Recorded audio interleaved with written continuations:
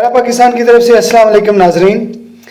आज हम बात करेंगे हमारे सियासतदान। हम अपने सियासतदानों के बारे में बात करेंगे कि जब हम उनको इलेक्ट करते हैं, उनको वोट देते हैं, तो हम क्या देखते हैं उनके अंदर, वो कौन सी खूबी होती है उनकी जिनकी वजह से हम उनको वोट देते हैं और उन्हें हम हुकूमत देते हैं कि ये लो अब करो फैसले हमारे नसीबों के। इस चीज़ को समझने के लिए एक छोटी सी मिसाल पेशे खिदमत है नाज़रीन। अगर हम कोई मुलाजिम रखें, जब भी हम कोई मुलाजिम रखते हैं घर पे या दुकान पे या अपनी कंपनी या फैक्ट्री में, तो एक चीज़ का ख्याल रखते हैं कि इसका रिकॉर्ड साफ हो, कहीं भी कोई शुबा ना हो, कोई शक ना हो कि ये कहीं भी किसी किस्म की भी चोरी में मुलव्वस था या किसी किस्म की भी क्रिमिनल एक्टिविटी में मुलव्वस था। और अगर कोई ऐसा दूर से भी सुनने में आता है तो हम उससे माजरत कर लेते हैं, उसे नौकरी नहीं देते और उसको अपने घर काम कारोबार में नहीं रखते, चाहे वो कितने ही कम पैसे हमसे क्यों ना मांग रहा हो। छोटा सा जायजा पेशे खिदमत है हमारे सियासतदानों का कि जब वो हुकूमत में होते हैं तो क्या करते हैं, जब वो अपोजिशन में होते हैं तो क्या करते हैं, और जब उनसे सवालात किए जाएं, उनको कटहरे में खड़ा किया जाए तो क्या करते हैं।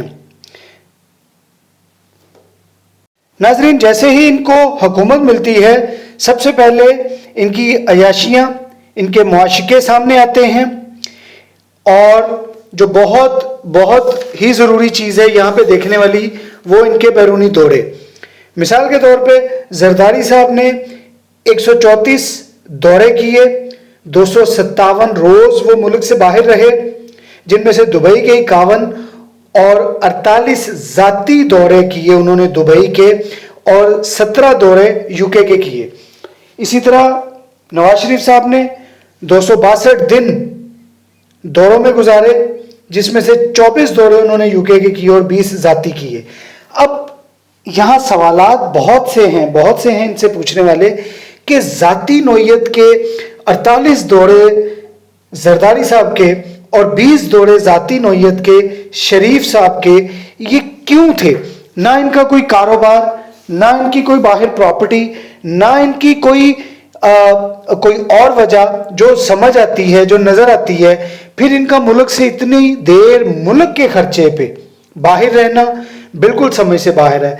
उसके बाद इनके मुआशिके एक से बढ़कर एक जो हमें इन दिनों में नजर आते हैं, इनकी याशियां, इनकी एयर कैटरिंग, इनके खाने, और सबसे बड़ी चीज इनके कैंप ऑफिसेस, इनके तमाम घर मोहल्लात में तब्दील कर दिए जाते हैं और वहां पर हर किस्म की अयाशी मुयस्सर होती है और ये लोग ऐश से जिंदगी गुजारते हैं।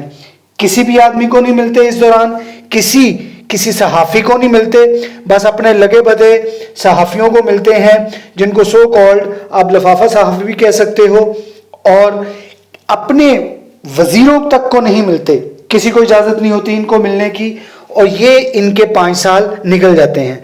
5 साल के बाद ये कहते हैं कि पता ही नहीं चला वक़्त का।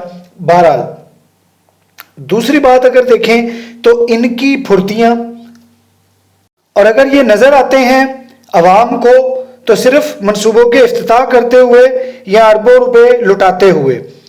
मंसूबों का इफ्तिताह होता है, उस पर पैसे लगते हैं, फिर रिकॉर्ड को आग लग जाती है, कमीशन बनता है, और उसके बाद कभी पता नहीं चला कि क्या होता है। जितनी देर ये अपोजिशन में रहते हैं, अगर 5 साल ये अपोजिशन में हैं तो उनमें से 4 साल बाहर रहते हैं, 5वें साल आ जाते हैं और आके तैयारी पकड़ते हैं, खूब पैसा लुटाते हैं, जलसे जुलूस करते हैं, क्योंकि पता है अगली हुकूमत मिलनी है।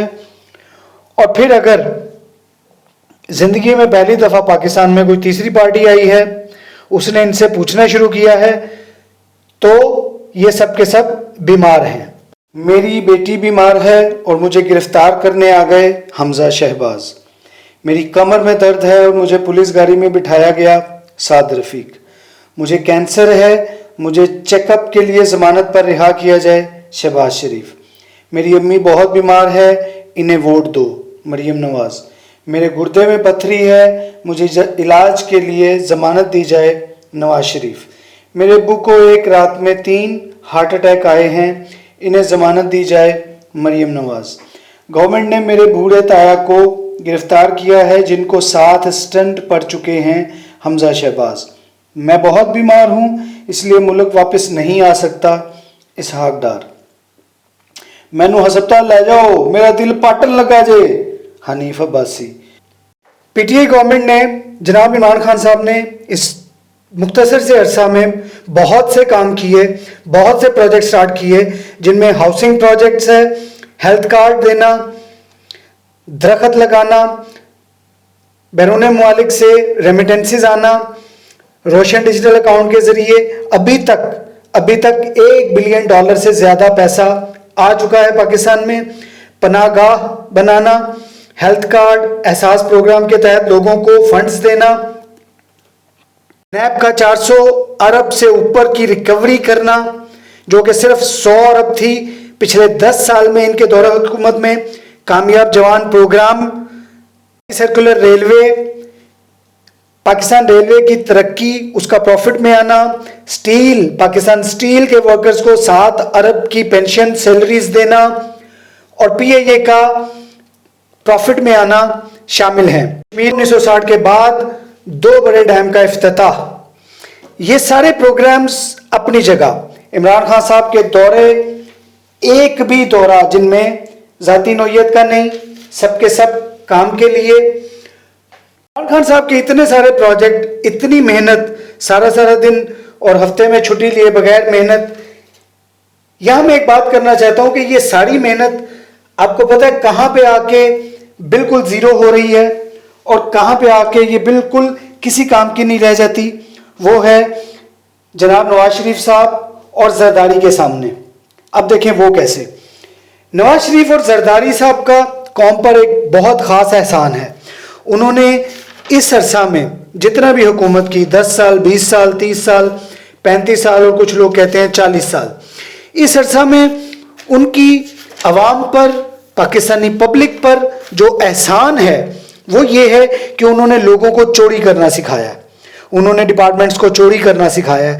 انہوں نے خود تو عوام کے سامنے ایک فضول سی حرکتیں کر کے, پرچیاں پڑھ کے یہ تاثر دیا کہ وہ بہت سیدھے ہیں شاید اور ان کو پرچی بھی پڑھنی نہیں آتی, لیکن پھر سمجھ نہیں آتا کہ انہوں نے اتنی پراپرٹیز کیسے بنا لی, اتنے سارے اداروں کو غلام کیسے بنا لیا اور پاکستان کو اتنا برباد کیسے کر دیا.